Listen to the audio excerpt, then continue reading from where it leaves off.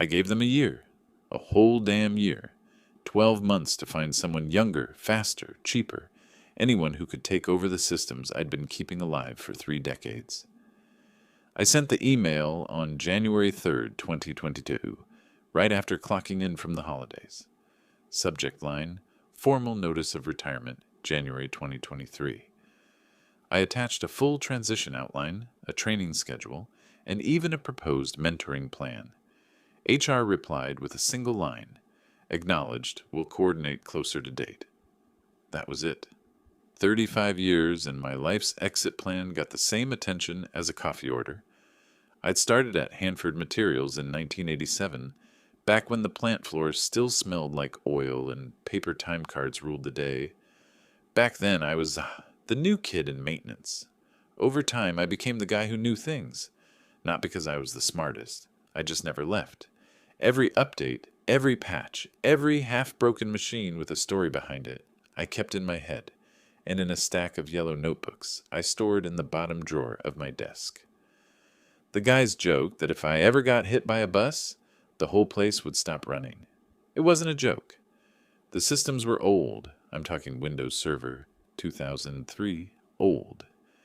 The scheduling software we used to allocate production runs was something a local contractor wrote in 1999 and vanished after Y2K. Notice no source code, no vendor support, no documentation except for what I'd built myself. Over the years, managers came and went, each promising a modernization initiative. But those died the minute budgets got tight.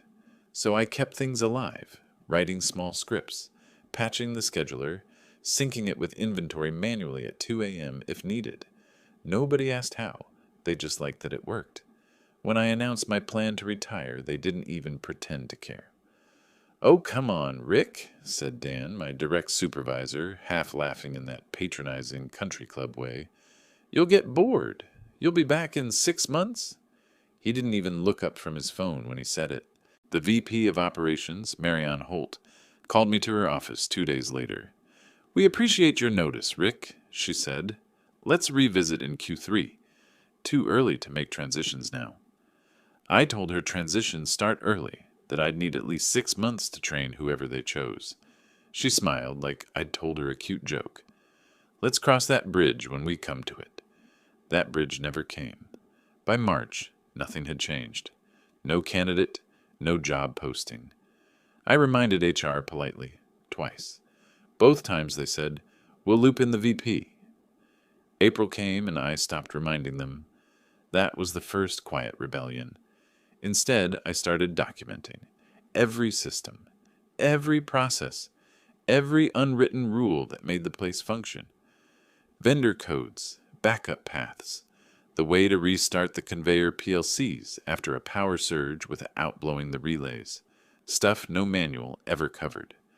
I stored it all on the internal wiki, time-stamped, tagged, and shared with the department. I even included a full failure tree for the scheduler. No one clicked the links. By June, they finally hired someone. Ethan, 26. Fresh MBA, 0 plant experience, but great energy, according to Dan. He showed up in white sneakers, called everyone bro, and asked if he could shadow me remotely. "Remotely?" I said, blinking. "The conveyor doesn't have Wi-Fi, son." He laughed, thinking I was kidding. He lasted 1 day on the floor before asking if he could pivot to more analytics work. Marianne agreed. That was the day I realized they weren't preparing for me to leave. They were pretending I never would. In August, I stopped answering after-hours calls. For 35 years, I'd been their 24/7 on-call ghost, the guy who'd drive in at 2 a.m. to fix a fault, just so the line could restart by morning. That night, I let the phone ring. The next day, Dan confronted me. "Why didn't you pick up?" I looked him in the eye and said, "I'm training you all for when I'm gone." He didn't like that. He told me not to get cynical. I told him I wasn't cynical. I was retired and training. By fall, cracks started showing. A shipment to Fulton Metals went out with the wrong grade labels because the scheduler failed to update the spec codes. Marianne called me into her office. "You should have caught that." "I did," I said. 3 times, in the logs. No one approved the ticket. She blinked, then waved her hand. We'll fix it in QA. That was when I started saving everything. Copies of memos, read receipts, ticket timestamps, even voicemail transcriptions. Not to be vindictive, just insurance. December arrived. I'd given them 12 months. Nothing. The handover meeting I'd scheduled for December 5th? Canceled because Dan had year-end reviews. Ethan never replied to my reschedule invite. HR sent me a cheery reminder about returning my badge. That was it. My final week, I cleaned out my desk. The yellow notebooks were gone, scanned, archived, and locked under the IT department's compliance drive with my name removed. I left behind only a laminated copy of the operations map taped to the wall. Friday, 4:47 p.m., I dropped my badge on Dan's desk. He didn't even look up. "Enjoy retirement, Rick," he said, typing. I just smiled. I already am. 2 days later, my phone buzzed at dawn. 3 missed calls from the plant. Then a text from an old tech. "Rick, the conveyor won't start. No one knows the reboot sequence. Holt's losing her mind. Can you call in?" I didn't reply. I just set the phone face down, poured myself another coffee, and looked out at the lake. The snow was falling steady, clean, and quiet. Exactly the way I'd wanted my exit to be. The Monday after the conveyor breakdown, my name was suddenly on everyone's tongue. Not in anger yet, just confusion. Rick would know. Ask Rick? Did Rick leave us the checklist? I'd left them everything, but no one had ever bothered to read it. By Wednesday, the panic had shifted from confusion to denial.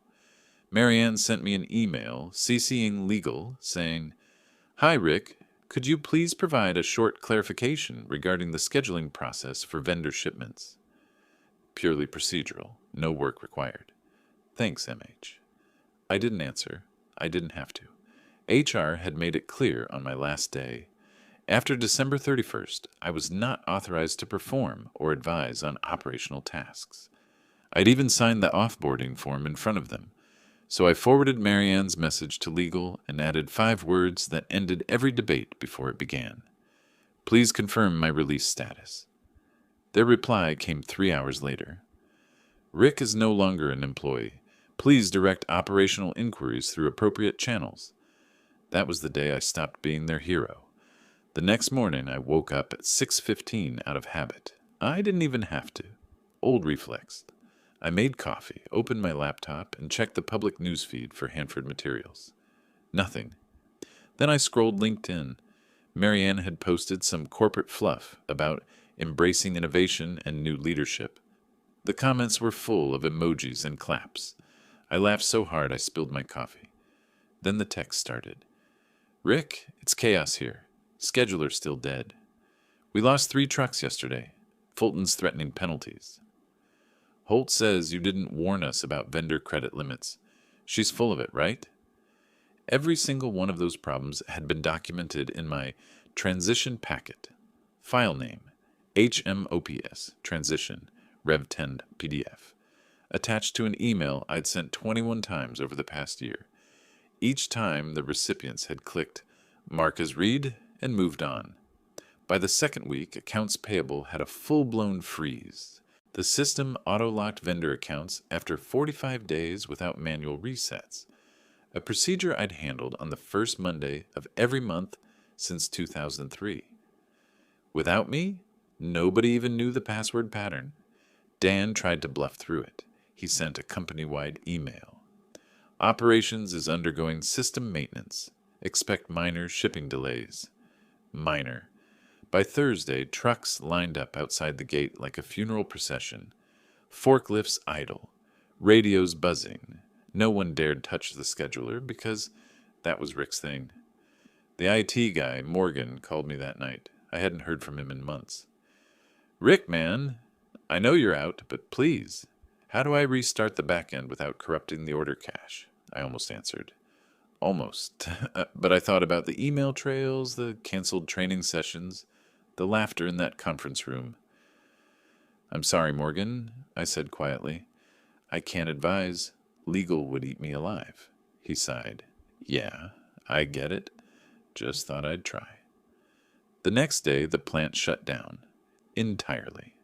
OSHA had dropped in for a routine inspection, only to discover half the safety logs unsigned and 2 expired permits on the floor. Those were the logs I'd always handled, automatically, quietly, without credit. Without me, they'd been forgotten. By now, every phone at Hanford Materials was on fire. My old extension, voicemail, full. The internal chat threads I still had access to, by accident I suppose, looked like a live broadcast from a sinking ship. Dan, can someone contact Rick? Marianne? Legal says no direct contact. Ethan, guys, I'm not sure where the vendor login sheet is. Dan, what vendor? Ethan, all of them? They were unraveling exactly the way I'd warned them they would. It wasn't sabotage, it was entropy. For 35 years, I'd been the gravity holding the whole thing together. When I stepped away, everything just drifted apart.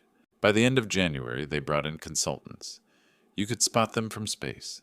Shiny shoes, matching clipboards. Questions that started with, why didn't you just... They asked if I'd consider assisting temporarily. I said no. Then they offered double my old rate. Still no. Then came the kicker. Legal emailed me directly. Mr. Lane, as a courtesy, we request your written clarification on the handover documentation to assist auditors. Please confirm dates and delivery of said materials. They wanted me to write an official statement. Not because they didn't have my emails. They just needed a clean record proving the collapse wasn't my fault. I spent an hour drafting it. No emotion, no commentary, just facts. Sent notices. John 3, Feb 14, May 19th, July 8th, Septa 21, Nova 30. Meetings canceled by management, 6. Training sessions attended by successor, 0. Documents delivered, 127 files, 346 pages. Acknowledged by management, 0. I signed it digitally and sent it back with one line at the end. I trust this clarifies the situation. That evening I took a walk around the lake near my house. The air was sharp, clean. For the first time in years, my phone didn't ring once. A week later, I heard from Morgan again. They're bringing in outsiders to rebuild everything. Marianne's losing her mind. Dan's looking for another job. I didn't say a word. I didn't need to. Because I'd learned something in that silence. You don't have to destroy a system to watch it collapse. You just have to stop holding it up. By the 3rd week of January, the factory had become a live case study in self-destruction. Shipments missed, vendors frozen, HR flooded with resignation letters, and the one man who could have prevented it all was sitting in his kitchen, stirring sugar into his coffee, listening to the chaos unfold from a distance. I didn't need inside info. It was everywhere. Local news picked up the story after Hanford Materials shut down for unforeseen technical complications. On the screen, a row of semis sat idling outside the plant gates, while employees in reflective vests stood smoking, faces blank. The anchor said words like a supply chain failure and regulatory lapse. But all I heard was the echo of that day in Marianne's office, her saying, "We'll cross that bridge when we come to it." They'd reached the bridge. It was gone. That same morning, Morgan, the IT guy, sent me a photo from his personal phone. It showed the production dashboard, usually a sea of green, now covered in red alerts. Scheduler crashed again, backups corrupted, Holtz screaming, Dan's hiding in Conference C. I should have felt pity. Instead, I felt something closer to relief, like watching a storm finally spend itself after years of waiting. Within 48 hours, the plant lost its biggest client, Fulton Metals, after failing to meet a 72-hour delivery window. The penalty clause alone was worth half a year's profits. Purchasing panicked.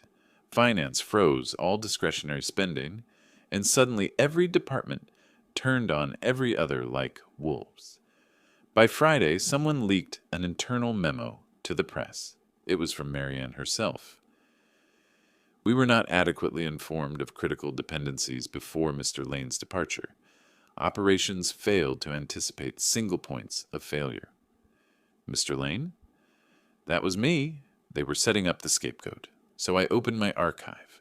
35 years of emails, logs, tickets, training invites. I didn't send anything yet. I just organized. Chronologically. Neatly. In folders labeled ignored. That weekend, my old shift lead, Kara, called. I hadn't heard her voice in years. They're blaming you, she said flatly. But everyone knows it's bullshit. How bad is it? Bad enough the union's stepping in. Safety's compromised. OSHA's still here. They found 3 unsigned hazard reports. Mine, she laughed bitterly. No, theirs. The ones you used to sign for them. The phrase used to hit me hard, because that's what all of this really was. Everything they used to rely on without ever noticing. On Monday, a thin envelope arrived in my mailbox. Company letterhead. Legal tone. Dear Mr. Lane, this letter serves as formal notification of an ongoing internal review regarding operational continuity following your retirement. We appreciate your cooperation in clarifying procedural matters. Clarifying, that word again, so I clarified. I printed 30 pages of timestamps, emails, meeting logs, every ignored warning, highlighted the ones where I'd written urgent, attached it to a USB drive labeled Hanford Contingency Plan. I didn't send it to legal, I sent it to the board of directors. 1 copy, registered mail, signature required. 2 days later, the dam broke. Someone leaked that my contingency packet existed. An audit started, then another, external this time. I stayed quiet, but my phone buzzed constantly with messages from old coworkers. Dan just got escorted out. Marianne's on leave pending review. They're begging it to find your old drafts. I could have gloated. I didn't. Because beneath all the schadenfreude, there was something heavier. A kind of mourning, not for the company, but for what it used to be. The people who worked the lines for 20, 30 years. The ones who deserved better leaders. They were the ones paying for management's arrogance. That night, I drove out to the plant. Not inside, just far enough to see the glow of the loading docks. The air still smelled like steel and coolant, but quieter now. I parked across the road and watched the lights flicker. Then I saw it. A convoy of black SUVs pulling into the lot. Corporate auditors. The same type I used to prepare reports for. Now they were here to dissect the carcass. The next morning, my phone pinged again. An unfamiliar number. Mr. Lane, this is Director Graves from Hanford's board. We'd appreciate an opportunity to discuss a short-term consulting engagement to stabilize operations. Of course, the irony was almost poetic. They ignored me for a year. Now they wanted me back for triple the pay. I didn't answer right away. Instead, I took a slow walk by the lake, the cold air burning in my lungs. 35 years of midnight shifts, stress headaches, missed dinners, and unthanked heroics. All of it had led to this quiet, perfect symmetry. When I got home, I finally replied. I'm open to discussing terms, but my involvement will be limited strictly to safety compliance. No operational duties, no management coverage, and the rate is what you offered, up front. They agreed within an hour. Desperation makes people efficient. 2 days later, I stepped back into Hanford for the first time since I left. The silence was deafening. Half the offices were empty. The walls that once echoed with the buzz of forklifts and radios were now filled with whispers and the click of audit pens. Morgan met me at the door. You really came back? Just to make sure no one dies, I said. He gave a tight nod. That's fair. I spent the next 3 days doing what I'd always done, quietly saving people from themselves. Only this time, I was getting paid for it. Triple. No nights, no stress. Just the job, clean and clinical. When the systems finally stabilized and the inspectors signed off, Graves asked if I'd consider staying on longer. I smiled. No bridges left to cross. On my last walk through the plant, I passed the conveyor, the same one that had stopped 2 days after I left. It was running again, slow and steady, but something was missing. the heart, the people, the rhythm. And I realized something then. The company hadn't just lost its systems, it had lost its soul. The morning I wrapped up my consulting contract, the air outside the plant felt different. Clean, hollow, like the aftermath of a storm that had washed away everything that didn't belong. Inside, the conference room smelled of burnt coffee and anxiety. Across the table sat Director Graves, two attorneys, and a nervous HR rep who looked like she hadn't slept in days. In front of me, the final document, a non-disclosure agreement tied to my exit interview. Graves cleared his throat. "We'd like you to sign this, Mr. Lane, to ensure confidentiality regarding internal failures. Standard practice." I skimmed it. 10 pages of corporate damage control, polished and predatory. It wasn't about secrecy. It was about absolution. They wanted me to erase the truth. I pushed the paper back across the table. "You don't need my silence. You need accountability." Graves blinked. "Excuse me?" I leaned forward. "You ignored every memo, every warning. You built an empire on shortcuts and arrogance, and then you blamed the guy who tried to save you from yourselves. You don't need my signature. You need to live with your own." The HR rep looked like she wanted to sink into the floor. One of the lawyers coughed. Graves didn't say a word. I stood up, buttoned my jacket, and slid my badge, the new consultant one, across the table. "Contract fulfilled, system stable, plant compliant. You'll get the invoice by end of day." I left before anyone could respond.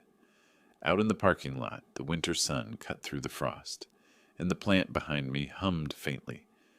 Not alive, just functioning.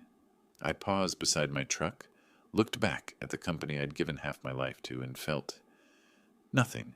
No pride, no bitterness, just the steady calm of closure. They'd pay me what they owed, but they could never buy back the years I'd spent covering their mistakes, fixing their shortcuts, saving them from consequences they never cared to understand. As I drove out past the security gate, the new guard, a kid who couldn't have been more than 20, raised his hand in a lazy salute. "Mornin', sir," he said. "Morning," I answered. He had no idea who I was, and that felt right. For the first time in decades, I wasn't the guy they called at 2 a.m. I wasn't Rick from operations. I was just Rick. Halfway down the highway, my phone buzzed again. An email notification from Morgan. The subject line read, "Update. You'll want to see this. Curiosity 1." I pulled into a rest stop and opened it. Attached was a memo from the board. "Effective immediately, VP of Operations. Marianne Holt and Plant Supervisor Daniel Moore have been terminated due to gross negligence and falsification of compliance records. Department to be restructured under external management." For a long moment, I just stared at the screen. Then I exhaled. Slow, controlled. Not joy, not vengeance. Just confirmation that gravity still worked. That eventually everything falls the way it should. That night, I didn't celebrate. I didn't tell anyone. I just sat on my porch, a blanket around my shoulders, coffee steaming in my hand, watching the sky fade from orange to indigo. A soft snow began to fall. The world went quiet. And for the first time in years, I wasn't waiting for the phone to ring. Weeks later, I drove past Hanford one last time. The new sign out front read, "Hanford Industrial, a division of Westgrove Holdings." Different name, same building, same walls that used to hold every fight, every small victory, every memory I'd built. Through the chain-link fence, I saw new trucks, new faces, new energy, and none of it needed me anymore. That's how it should be. I parked a few yards down by the old service road. The lake shimmered behind the tree line, the same one I'd looked out on the morning the conveyors first failed. For a moment, the hum of the machines drifted faintly across the water, steady, distant, someone else's problem now. I reached into my jacket pocket and found the old employee badge I'd kept. Faded photo, worn plastic. I turned it over in my fingers one last time, then let it drop into the lake.